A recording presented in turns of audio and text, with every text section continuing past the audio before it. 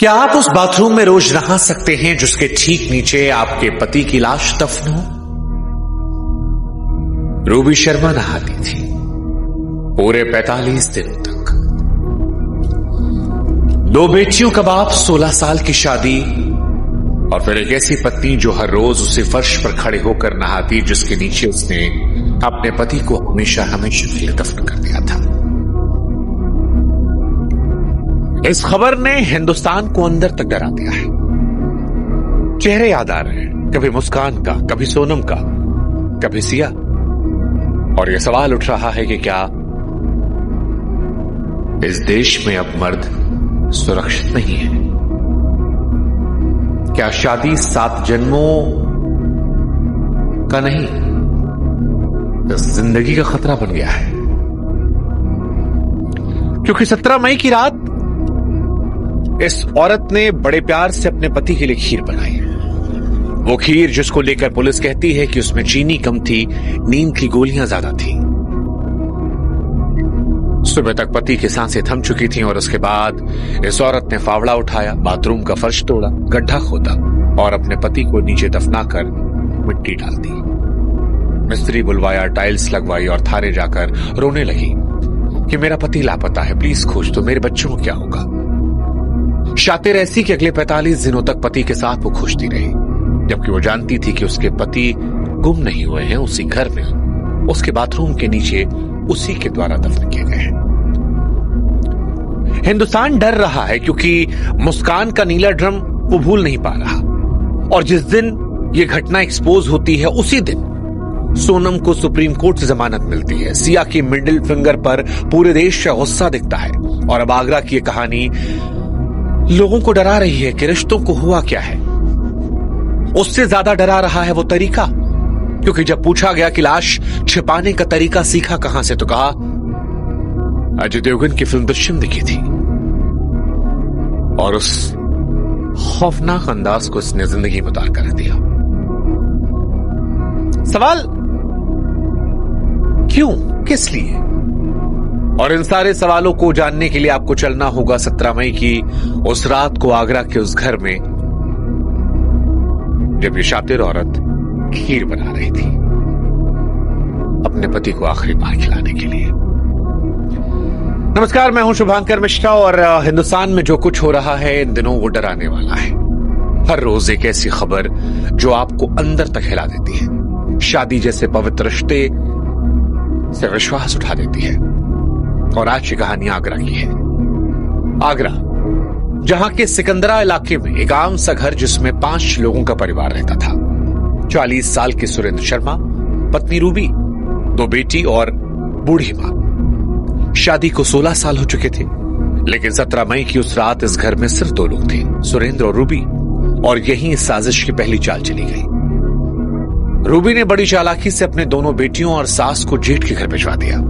घर खाली था, खेल शुरू हुआ। रात को रूबी ने खीर बनाई, सुरेंद्र की पसंदीदा खीर, पर उस कटोरी में प्यार नहीं, मौत परोसी गई थी। रूबी ने उसमें नींद की 18 से 20 गोलियां घोल दी थी। और सबसे हैरान करने वाली बात यह कि गोलियां कहीं बाहर से नहीं आई, वो घर में रखी थी। ये उसकी सास की दवाइयां थी जो कभी कभार सुरेंद्र भी खाते थे। यानी जिस दवा पर पूरे घर को भरोसा था, उस रात वही जहर बन गई। सुरेंद्र खीर खाकर धीरे धीरे बेहोशी में डूबते चले गए। और पुलिस की माने तो रूबी यही नहीं रुकी। बेहोश पड़े सुरेंद्र का उसने गला घोट दिया ताकि कोई कोर कसर बाकी न रह जाए। सुबह बिस्तर पर सुरेंद्र की लाश थी और सामने खड़ी थी रूबी। न आंखों में आंसू, न हाथों में कंपन, न दिल में पछतावा। अब उसने अगला काम शुरू किया। 400 रुपए देकर बाहर से मिट्टी और गिट्टी मंगवाई। उसने फावड़ा उठाया, बाथरूम का फर्श तोड़ने लगी। करीब 40 मिनट की खुदाई के बाद एक गड्ढा तैयार हुआ और उसके बाद अपने पति की लाश को कमरे से घसीटकर बाथरूम तक ले गई। जिस आदमी के साथ उसने 16 साल गुजारे थे, उसने उसे उस गड्ढे में फेंक दिया। ऊपर से नमक छिड़का ताकि लाश जल्दी गल जाए और बदबू बाहर ना आए। फिर मिट्टी डालकर फर्श बराबर किया। कुछ दिनों के बाद मिस्त्री आया, प्लास्टर हुआ और चमचमाती नई टाइल्स लगवा दी गई। बाथरूम अब ऐसा दिख रहा था जैसे वहां कभी कुछ हुआ ही ना हो। लेकिन उन चमचमाती टाइल्स के पीछे एक पूरा इंसान दफन था। 45 दिनों तक किसी को भनक नहीं लगी। रूबी ने लाश ठिकाने लगा दी थी, लेकिन बारी थी दुनिया की आंखों में धूल झोंकने की। इसके बाद रूबी अपनी जेठ के घर पहुंची और रोते हुए कही कि सुरेंद्र घर से चले गए, 4-5 दिन में लौट आएंगे। दिन बीतने लगे, सुरेंद्र लौटे नहीं। फिर 26 मई को गुमशुदगी की रिपोर्ट दर्ज हुई। आप सोचिए कैसे? रूबी ने जेठ के साथ मिलकर थाने जाकर रिपोर्ट लिखवाई। जिस देवरानी पर आगे चलकर सबसे बड़ा शक होना था, वो जेठ के कंधे से कंधा मिलाकर पति को ढूंढने की गुहार लगा रही थी। और यहीं से शुरू होता है वो नाटक जो हफ्तों चलता है। पुलिस सुरेंद्र को ढूंढती रही, सीसीटीवी फुटेज खंगाले गए, वो साथ साथ घूमती रही। यानी जिस औरत ने अपने हाथों से अपने पति को मारा था, वो पुलिस के साथ बैठकर फुटेज में उसे तलाशती रही। घर पर जो भी आता वो यही पूछता कि सुरेंद्र का कुछ पता चला, और हर बार रूबी की आंखों में आंसू आ जाते। उसकी आवाज भरभरा उठती और जवाब होता कि पता नहीं कहां चले गए। पड़ोसी पूछते तो वो रोने लगती। मोहल्ले की औरतें उसे दिलासा दे रही थी, परिवार उसके साथ आंसू बहा रहा था। आप सोच कर देखिए उन बेटियों के लिए कि बेटियां अपनी मां से पूछती होंगी कि मम्मी पापा कब आएंगे, और वो शायद जवाब देती होगी कि जल्दी बेटा। जिस मां को यह पता था कि पापा कभी नहीं आएंगे, वो रोज अपनी बच्चियों की आंखों में झूठी उम्मीद भर रही थी। सबसे हैरान करने वाली बात जानते क्या है? ये सब करते हुए रूबी उसी घर में रहती रही। रोज उसी बाथरूम में नहाती जिसके फर्श के ठीक नीचे उसका पति दफन था। हर सुबह वो उसी फर्श पर खड़ी होती, पानी उसी जमीन पर गिरता जिसके नीचे सुरेंद्र की लाश धीरे धीरे गलकर कंकाल बन गई थी। पुलिस खाली हाथ थी, ना कोई सुराग, ना गवाह, ना सबूत। फिर एक ट्रक चोरी केस ने उसको एक्सपोज कर दिया। हाँ जी, रूबी का प्लान इतना परफेक्ट था कि शायद कभी ना पकड़ा जाता, लेकिन उसे पकड़वाया एक केस ने जिसका इस घर से दूर दूर तक कोई रिश्ता नहीं था। एक पुरानी ट्रक चोरी का केस। जुलाई के पहले हफ्ते में आगरा पुलिस उसी मामले की जांच में लगी थी। इसी बीच एक टीम रूबी के घर पहुंची। और ये ध्यान रखिएगा, पुलिस ना हत्या की जांच करने आई थी, ना सुरेंद्र केस के लिए। वो बस एक रूटीन पूछताछ के लिए आई थी। लेकिन दरवाजे पर पुलिस को देखते ही 1.5 महीने से पत्थर बनी रूबी के हाथ पांव फूल गए। जो औरत इतने दिनों से पुलिस के साथ घूम रही थी, वो अचानक इतनी घबरा गई कि उसने फोन करके मदद मांगी, और यही उसकी गलती रही। दरअसल परिवार को रूबी पर शक था। सुरेंद्र के लापता होने के बाद जो कहानियां वो सुनाती, उसमें झोल आ रहा था। कभी कुछ कहती, कभी कुछ। और ये झोल सबसे पहले रूबी के पति के भाई सुरेंद्र ने पकड़ा था। और जब वो घबराई हुई दिखाई पड़ी तो उसके मुंह से सच निकल गया कि वो बाहर नहीं गए हैं। उनकी लाश को तो मैंने बाथरूम के नीचे दफन कर दिया है।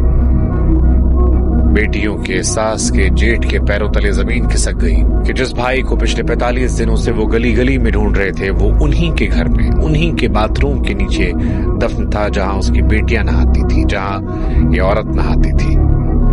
खबर पुलिस को दी गई, पुलिस पहुंची।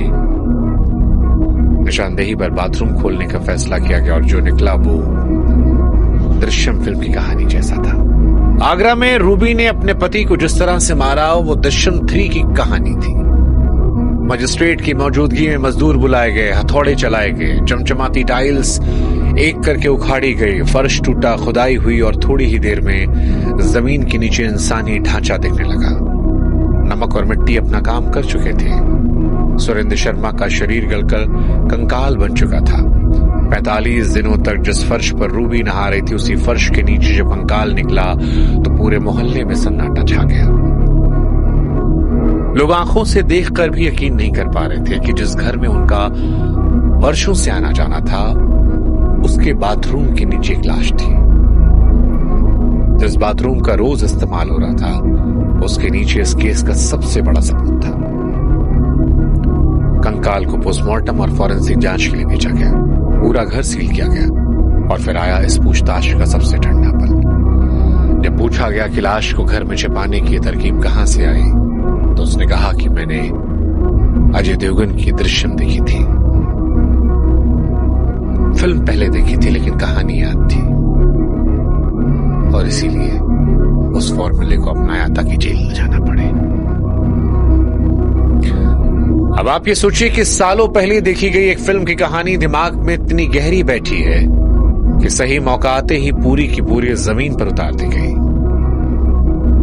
फिल्म में वो घटना परिवार को बचाने के लिए थी, यहां परिवार को मिटाने के लिए। फिल्म में लिखकर आता है कि यह घटना काल्पनिक है, लेकिन जब कोई कल्पना को हकीकत बना दे तो फिर क्या ही कहा जाए। और इस कहानी का सबसे नया चौंकाने वाला हिस्सा सुनिए। जब ये सब कुछ हो गया, लाश मिल गई, पुलिस अरेस्ट कर ली गई, तब ये औरत अपने बयान से पलट गई है। अब वो कह रही कि मैंने कुछ नहीं किया, उसने तो फांसी लाकर जान दी थी, मैं तो बस बदनामी और पुलिस के डर से लाश को दफनाई थी। यहां दो बातें आप समझिए। पहला कि यह दावा रूबी का अपना है, पुलिस को इस पर यकीन नहीं है। दूसरा, हत्या हुई या आत्महत्या, इसका आखिरी जवाब फॉरेंसिक और पोस्टमार्टम रिपोर्ट देगी, जो अब तक आनी बाकी है। तब तक केस अदालत में नहीं, सवालों में टंगा है। लेकिन जो सवाल बड़ा है वो ये कि 16 साल की शादी, 2 बेटियां, फिर यहां नौबत क्यों आई कि इस तरह से हत्या हुई, इस तरह छिपाना पड़ा। पूछताछ में रूबी कहती है कि पति शराब पीते थे। पड़ोसियों ने भी इस बात पर मोहर लगाई है। मोहल्ले वाले भी कहते हैं कि शराब की लत ऐसी थी कि सुरेंद्र ने डिलीवरी बॉय की नौकरी तक छोड़ दी थी, बेरोजगार बैठे थे, घर का पूरा खर्च रूबी उठा रही थी, कपड़े सिलकर, और जो थोड़े बहुत पैसे आते वो भी सुरेंद्र छीन के ले जाया करता। यानी रूबी जो दिन में मेहनत कर रही थी, जिन हाथों से रात को वही हाथ मार खा रहे थे। पड़ोसी कहते हैं कि हमने समझाया था। और यहीं से सवाल है कि क्या एक सताई हुई औरत का आखिरी कदम था। हालांकि इससे पहले आप भावुक हो, हम आपको बता दें कि यह तस्वीर इतनी सीधी नहीं है। पुलिस के सामने अभी भी कई सवाल है। पहला सवाल कि नींद की गोलियां खिलाना तो अकेली औरत के बस की बात है, लेकिन एक भारी भरकम आदमी की लाश अकेले घसीटना, 10 फीट के बाथरूम का पूरा फर्श अकेले तोड़ना, गड्ढा खोदना, दफनाना और फिर पक्का फर्श बनवा लेना, क्या वाकई में ये अकेली औरत का काम है? या फिर सिया, मुस्कान जैसे कोई और भी है जो इसमें शामिल है? कोई और मर्द, कोई आशिक? दूसरा सवाल, जिस सुकून से पूरी घटना की तैयारी हुई है, बेटियों और सास को भिजवा देना, मिट्टी पहले से मंगवा लेना, ये किसी अचानक भड़के गुस्से काम नहीं लगता, बल्कि लंबी प्लानिंग की तरफ इशारा करता है। इसीलिए पुलिस अब रूबी की कॉल डिटेल्स और गूगल सर्च हिस्ट्री खंगाल रही है कि वारदात से पहले उसने इंटरनेट पर क्या क्या खोजा, और इस एंगल पर भी जांच चल रही कि इस साजिश में कोई मददगार तो शामिल नहीं। पुलिस कह रही है अभी और भी एंगल हैं जिन पर जांच, यानी कहानी पूरी नहीं हुई है, पन्ने खाली है। लेकिन हिंदुस्तान के मन में सवाल है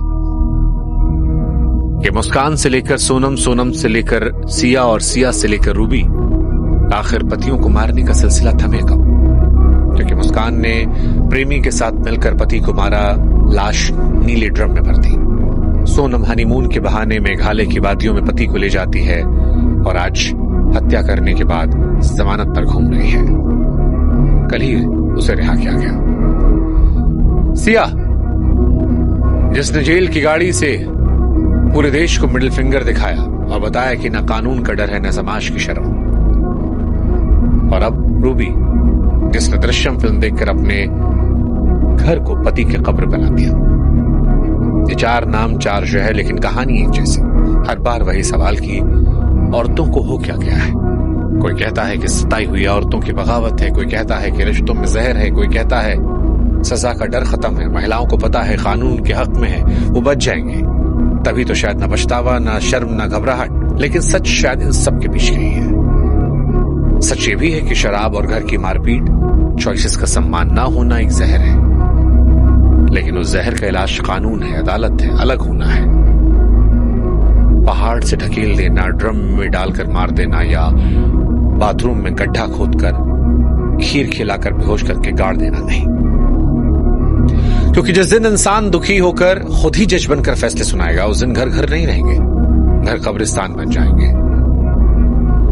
बाकी चलते चलते हम चाहते हैं कि आप भी उन 2 बेटियों के बारे में सोचो जिनके पिता अब इस दुनिया में नहीं है और जिनके कातिल उसकी मां है, क्योंकि उस रात खीर में सिर्फ नींद की गोलियां नहीं खुली थी, 2 मासूम बच्चियों का पूरा बचपन खुला था।